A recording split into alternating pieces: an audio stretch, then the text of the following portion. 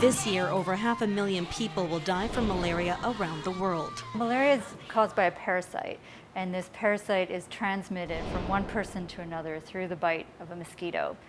So the mosquito will, when they take a bite of your skin, they actually can inject parasites into your blood, and then the parasite will replicate in your blood. And when it's doing that, that's when you start to feel sick. You'll feel a fever and chills, and you become anemic. If someone has malaria, they can be in a lot of trouble unless they're diagnosed and treated quickly.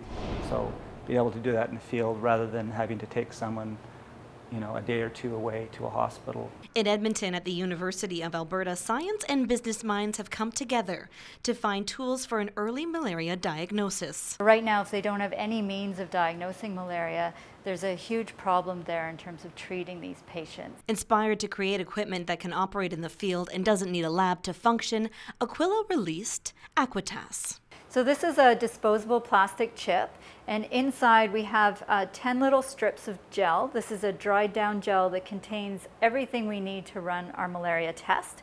So when we want to test a patient sample, all we do is we load a drop of blood inside each little strip. It will rehydrate the reagents, and now that sample is ready to be tested on the machine. We're going to load it now inside the Aquatas device. We just close this up.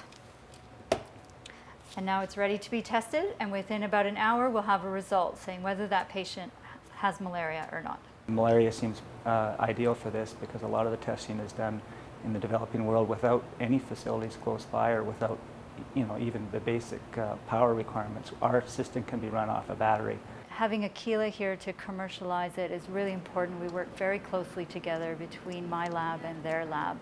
But also from a personal standpoint, I find there's a real strength in the research community here at U of A for global health. So malaria doesn't affect Albertans directly, but here we have an opportunity to share this technology that we've developed here to make potentially a huge impact. We're doing this here because this is really homegrown technology. The people are here. The facilities at the University of Alberta are here. Other future endeavors are inspired by how they can assist Canadian agriculture with creating cells for cattle testing, all made possible by Canadian vision and support. We've been successful recently at getting a federal grant from the Canadian Institutes of Health Research, as well as a provincial grant from Alberta Innovation and Advanced Education. And both of these grants are directed towards further developing the technology, so making it more adapted to the field, that can withstand high heat and humidity, that it's very easy to use, and so on. At the University of Alberta, I'm Bianca Jade for Made in Edmonton.